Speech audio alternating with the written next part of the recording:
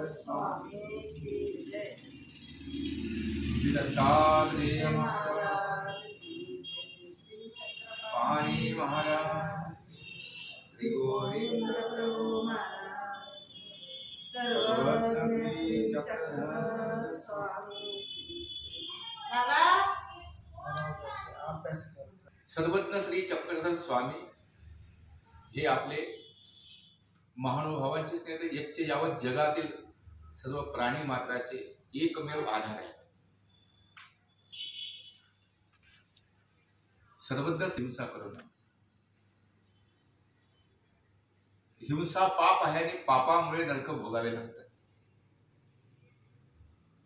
तेव्हा बी सत्य होतं, आताही सत्य आहे, भूत भविष्य वर्तमान काळ सत्यच। कोणाचं मन दुखू नका, कुणाला लुटू नका, लुटून घेऊ नका, लुटू बी नका, लुटून बी घेऊ नका।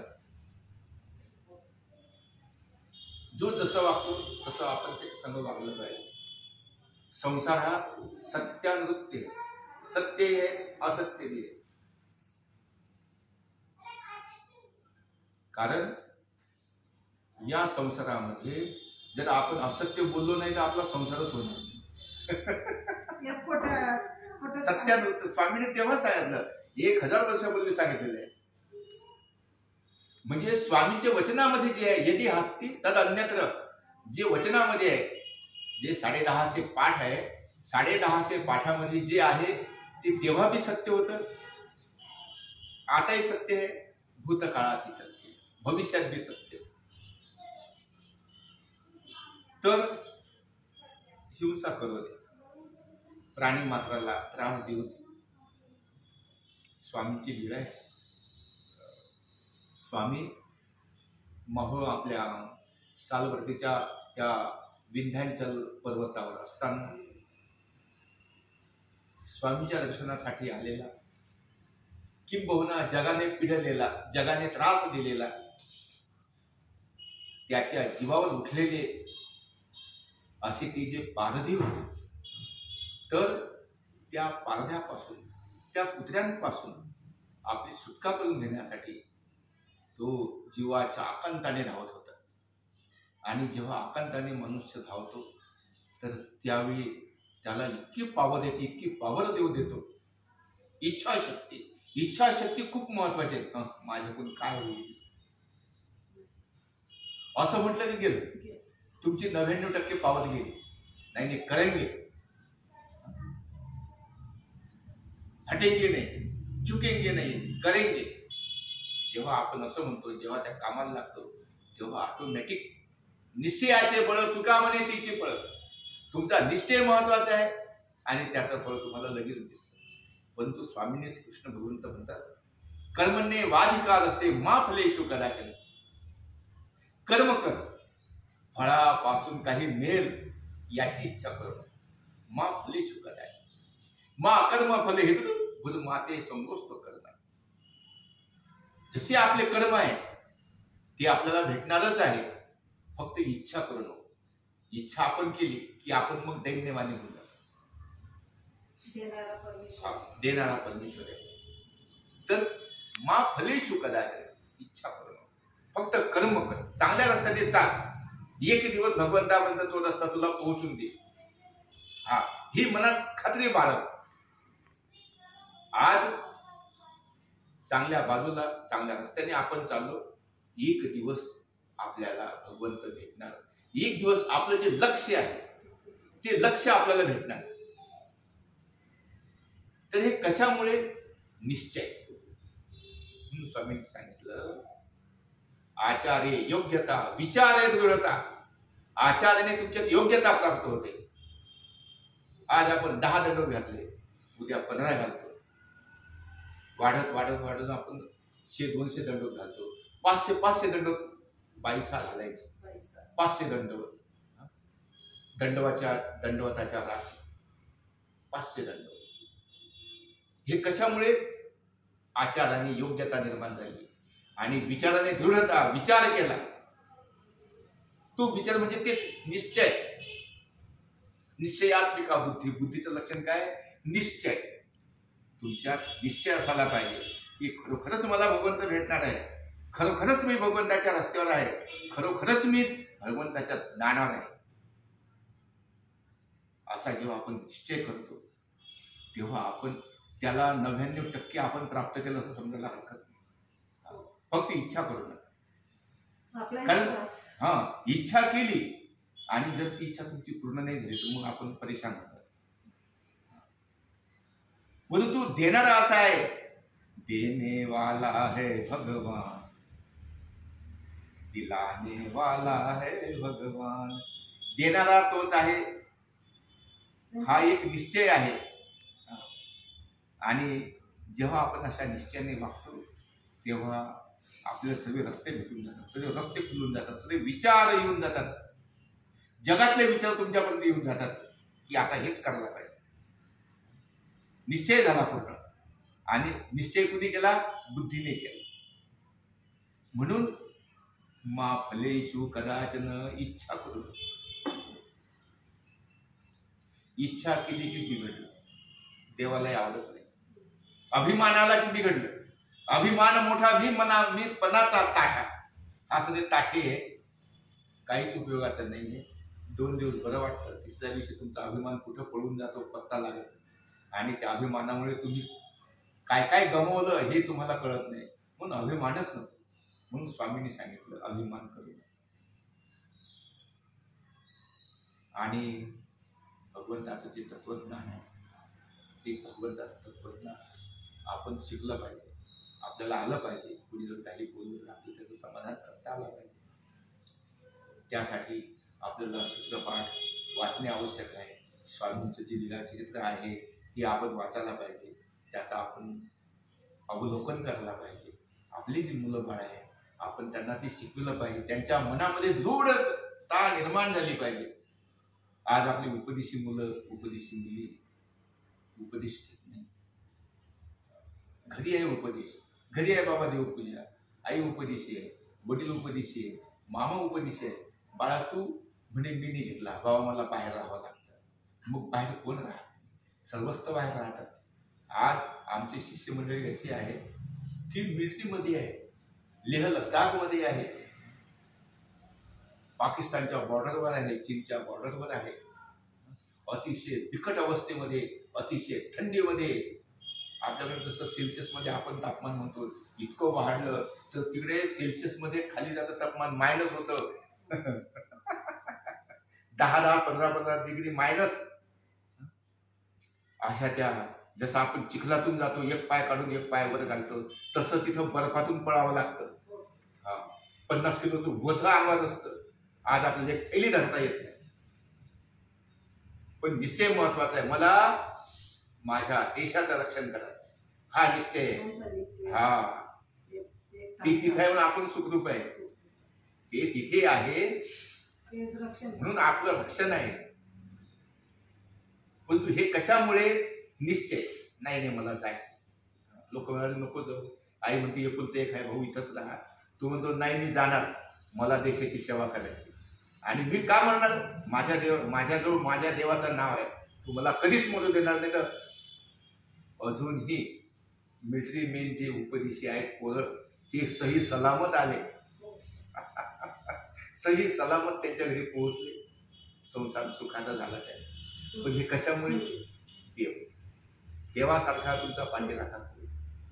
म्हणून आपण त्याला एकनिष्ठ बसलं पाहिजे. तुम्हाला सशाचं सांगितलं, ससा कसा आहे, किती घाबरणारा प्राणी, किती घाबरट प्राणी आहे. आणि तो सैरावैरा इतकी त्याच्यात ताकद आली, 2 फूट पळणारा, इथून उडी मारणारा, तो 4 फुटाची उडी मारून इतके मोठे मोठे कुत्रे त्याच्या पाठीवर धावत आहेत. 6 याची उडी मारत आहे, ते 6 फुटाची उडी मारत आहे कुत्रे. आणि ती 1 नाही 2 नाही असे किती कुत्रे त्याच्या पाठीवर, पूर्ण जंगल त्यांच्या हाराकाराने दुमदुमून गेलेला आहे. आणि तो घाबरट प्राणी, त्याचा हाय बीपी झाला, लो बीपी झाला. त्याला कसलं साधन आहे मोजण्याचं? आपण मोजतो, माझा लो बीपी झाला डॉक्टरकडे जातो, माझा हाय बीपी झाला डॉक्टरकडे जातो. त्याचा डॉक्टर कोण? त्याचा डॉक्टर भगवंताकडे चाललेला आहे. आणि त्या निबिड जंगलातून जाता जाता त्याला एका विशाल वृक्षाच्या झाडाखाली बसलेले सर्वज्ञ श्री चक्रधर स्वामी महाराज दिसले. कसे आहे? चांपे गौर, विशाल नेत्र, अजान बाहू, लंब कर्ण, अशी श्री मूर्ती माणसापासून घाबरलेला आणि माणसाजवळ येऊ राहिलेला आहे.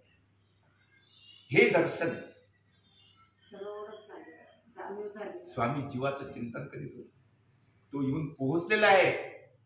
स्वामींनी डोळे उघडले. स्वामी काय म्हणतात? महात्म्य होई या जाणू स्थळी राखेला, मांडी खाली त्याला आपल्या झाकून दिलं. वरून त्याच्यावर प्रेमाची छाया टाकली स्वामींनी.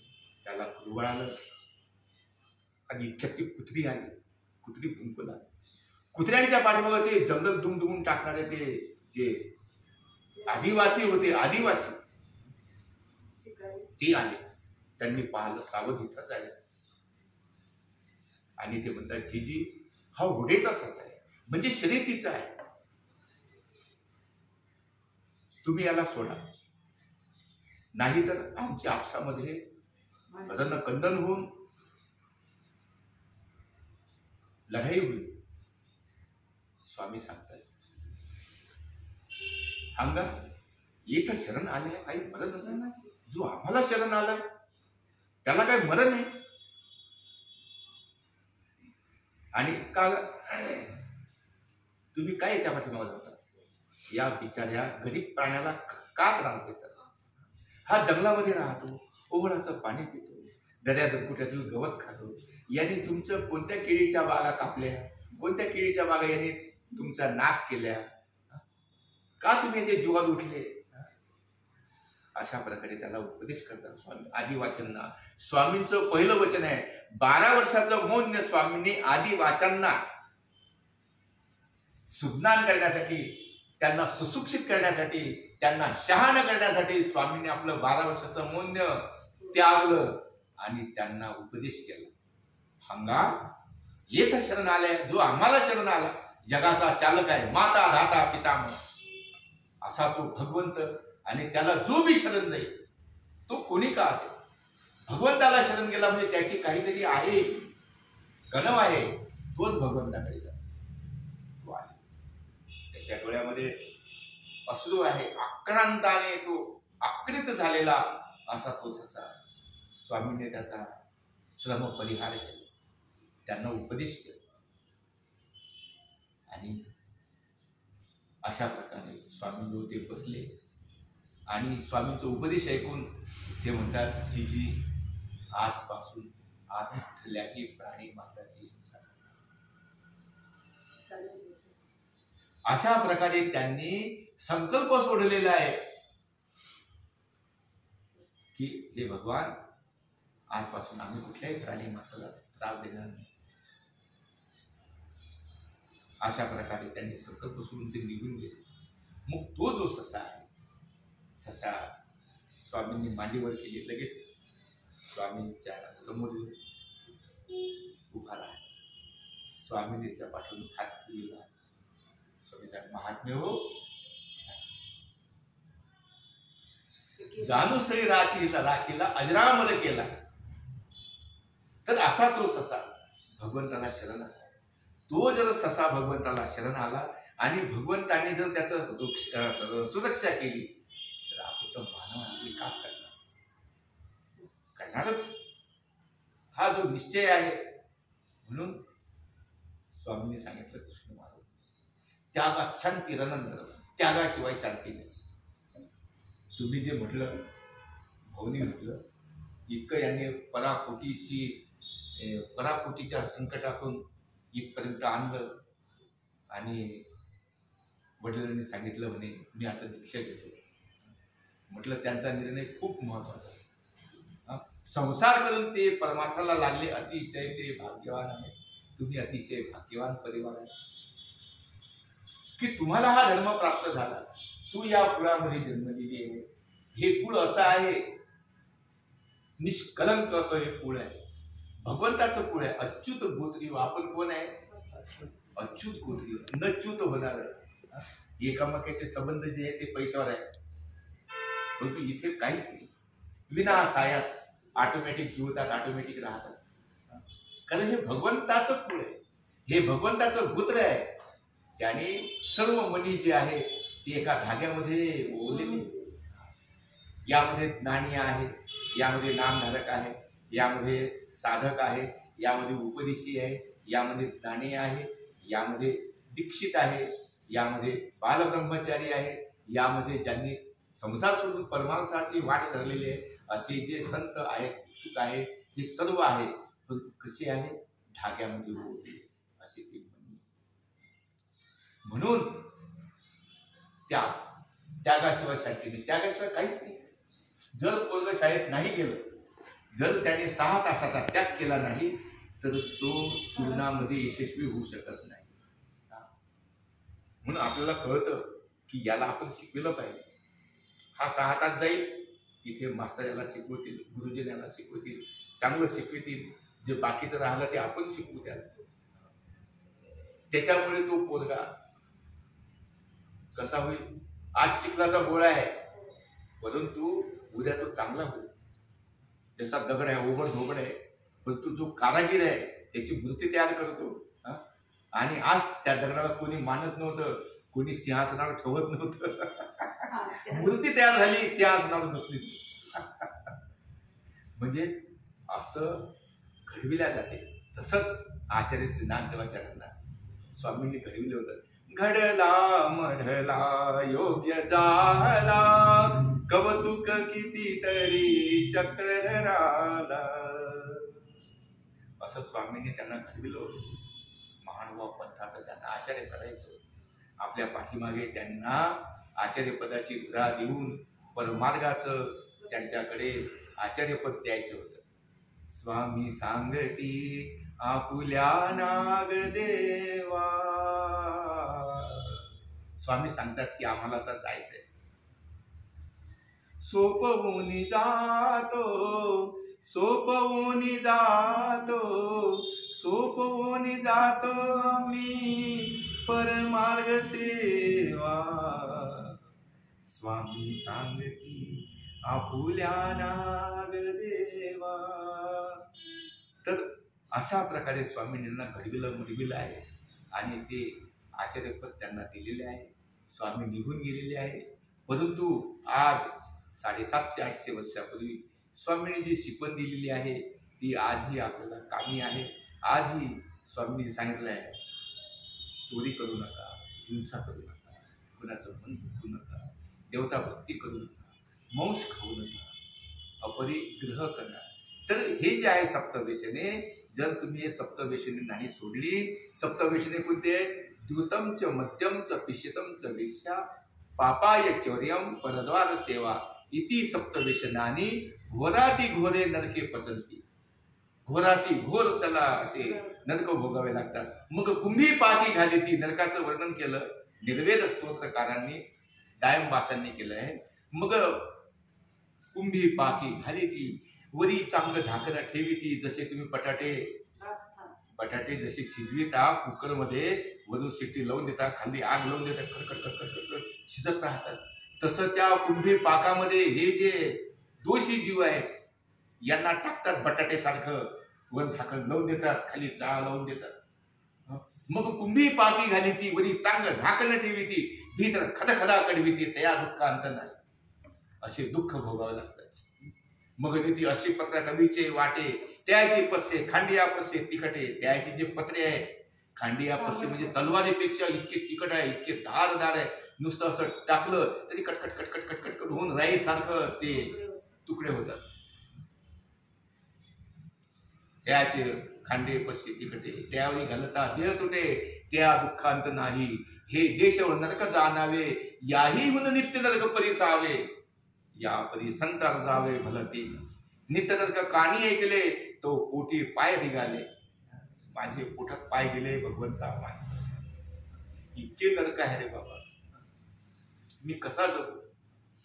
तर देवाने एक नाम टाकले, तू फक्त माझाच बघतो, मन मना भोमत बघतो, मध्या जेमाम नमस्करू मामे वश्यसी सत्यम ते प्रति जाणे प्रियवसे मे. तू माझाच बघतो, माझी सेवा कर, मी सांगतो तेच ऐक, तेच कर. जगाचं ऐकू नको. जगाचं ऐकून तुझं चांगलं होणार नाही. जग हे फसवं आहे.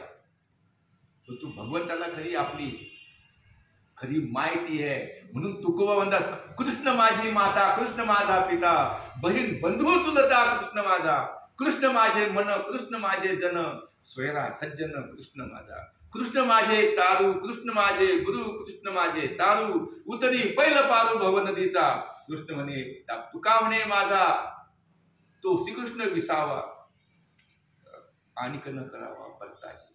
काही ज्ञानाची गरज नाही, कारण देव भावाचा भुकेला आहे. भावाने भगवंत तुमच्या जवळ येईल. ज्याचा भाव आहे तो देवाजवळ, ज्याचा भाव नाही तो तिकडे फिरत राहा. भावे न देवाला भाव. म्हणून असा आपला भाव अत्युत्कट बिलकुल. जसं आपलं संसाराची गोडी जर काही संसारामध्ये झालं तर सांगायची गरज पडत नाही, आता तू रड म्हणून ऑटोमॅटिक डोळ्यातून पाणी पडतं. तसं भगवंतासाठी पाणी पडलं पाहिजे. भक्ताविन देवा नावडेच काही. देवाला भक्ताशिवाय काहीच आवडत नाही. आवडे सदोदित भक्तराज. म्हणून स्वामींनी भिंगाराची लीळा आहे. भाई देव होते, आपल्या बाळाचे एवढे असतील, त्यांच्यापेक्षा थोडे कमी असतील, तर त्यांचा जो एक मोठा भाऊ होता तो चक्रपाणी, सारंगपाणी आणि हे भाईदेव दोघं आले. त्यांना एकाला भूतबाधा झाली की सारंगपाणी. त्याचा खूप इलाज केला परंतु ते काही जमलं नाही. पण हा जो होता भाईदेव म्हणजे आपले दुसरे आचार्य भाईदेव, मानव पंथाचे आचार्य श्री नागदेवानंतर जे आचार्य झाले ते भाईदेव. तर त्या भाईदेवांचं आहे की ते स्वामींजवळ राहिले, स्वामींजवळच राहिले, स्वामीच्या जवळ झोपायचे. मग रात्री सुसू आली की मग उठवायची स्वामींना. मग बाई साहेब म्हणायची चाल मी तुला घेऊन जाते, तर मग गपचूप बसायचे. मग स्वामी त्याचा हात धरून न्यायचे. मग तो स्वामीचे एक हात धरून सुसू करायचा. मग बाई स्वामींचे तिसरी चरण धरून आणि मग तो झोपायचा. असा तो भाईदेव. आणि बोरांचे दिवस होते, हिवाळ्या दिवसामध्ये बोर येतात. भाईदेव थोडे मोठे झाले होते, स्वामी बसला आहे. तर ते गेले बाहेर फिरण्यासाठी, खेळण्यासाठी गेले. आणि खेळता खेळता त्यांनी पाहिलं बोरीला बोरं आलेले आहे, बोरांचा सडा पडलेला आहे. त्या भाईदेवांनी ते जे बोरं होते, भक्ताचा भाव पाहून स्वामी चक्रधराने, भाई देवाची ती बोरे आरू दिली प्रेमाने, भाई देवाची ती बोरे आरू दिली प्रेमाने. मग ते जे बोरं होते स्वामींना गोड बोरं न्यायचे. तर मग त्यांनी काय केलं, बोरे वेचित चाखून पाहतो आधी, बोरे वेचित चाखून पाहतो आधी, गोड टाकी तो अंगीच्या बायामध्ये. अशा प्रकारे परीक्षित केलेले ते बोरं आहेत. बोरं उष्टे झालेले होते. तर ते बोरं असे गोड गोड जे बोरं होते ते स्वामींच्यासाठी त्याने पाहित आणले. स्वामींचा पूजा अवसर झाला, उपहूड झाला, पहूड झाला होता. उपहूड झाले, स्वामी बसलेले आहे. आणि इतक्यात ते आले भाईदेव आणि त्यांनी स्वामींच्या पुढ्यात असे ते बोरं दिलेले.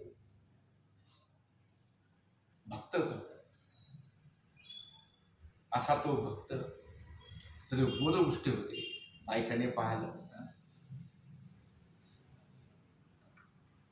बोरे वेचित चाखून पाहतो आधी, गोड टाकी तो अंगीच्या बायामध्ये. आणि ते पुढ्यात स्वामींनी रचविलेले बोर आहे. तो काय म्हणतो, मुनी देव हो मी तुम्हा कारणे, आणली ही बोरे तुम्ही खामणे. चिमुकले बोल ऐकून तो शुनांत करणी, बाई देवाची ती बोरे आरोगिली प्रेमाने. आणि ते बाईसाने पाहिलं. बाईसा म्हणते, अरे उष्टी बोर बाबासाठी आणि तो बोरे काहीसे हो. भावना उष्टायाचा म्हणतात, बोरे उष्टी असेल बाई, पण याचा जो भाव आहे तो उष्टा नाही. याचा भाव 100 नाही 24 कॅरेट भाव आहे. असा आपला भाव भगवंताच्या ठिकाणी असावा. आणि असा भावेनं देऊन भगवंत त्या भावानेच प्राप्त होतो. म्हणून भाव श्रद्धावान लभते ज्ञानम. श्रद्धावंताला ज्ञान प्राप्त होतं. श्रद्धावंताचा भाव वाढतो. आज मला तुमच्याकडे पाहून खूप असं प्रसन्नता वाटलं की खरोखर तुमचा भाव आहे.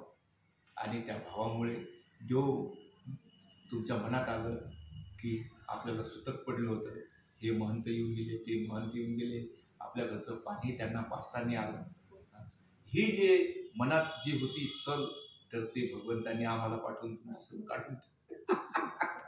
हो ना बाबा, रोज ते एकपाल बाबा सर्व दिवस फिरायचे आणि संध्याकाळी यायचे झोपायला.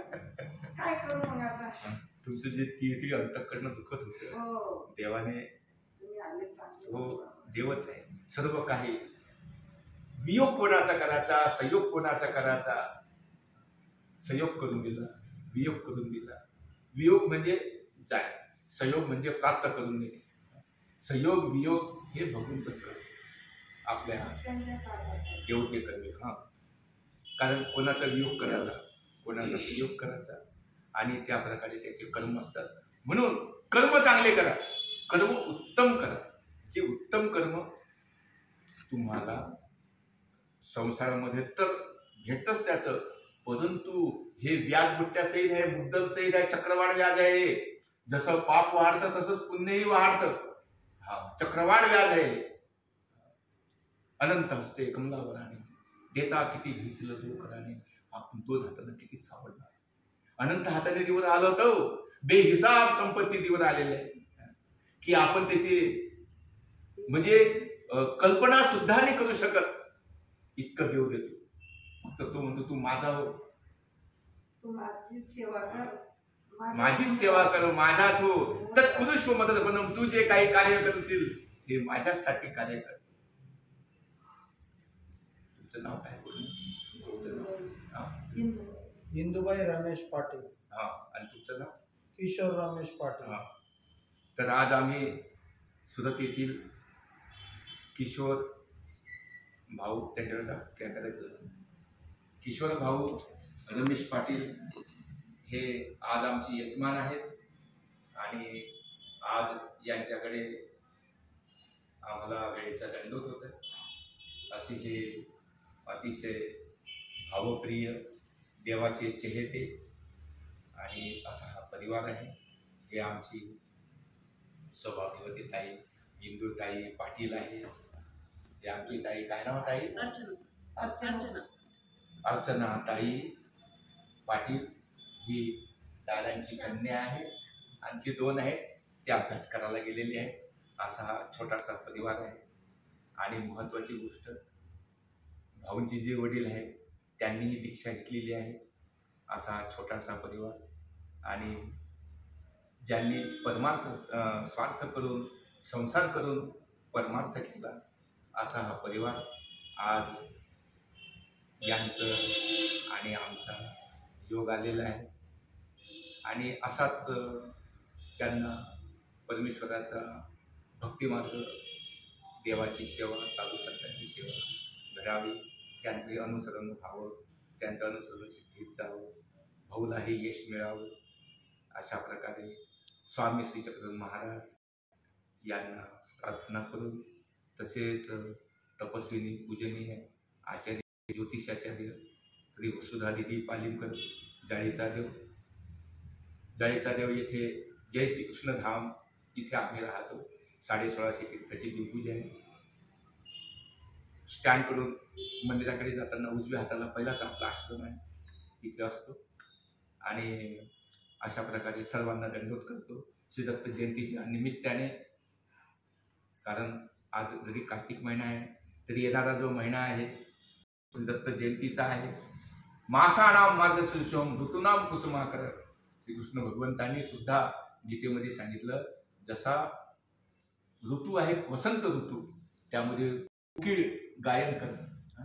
द्वार दया का जब तू खोले, पंचम सुर में गूंगा बोले, अंधा देखे लंगड़ा चल कर पहुँचे काशी रे. दर्शन दो घनश्याम नाथ मोरी, अखिया प्यासी रे. दर्शन दो घनश्याम. इस भावगीत से इस आज का जो सत्र है यही विराम लेते हैं. दंडवत प्रणाम.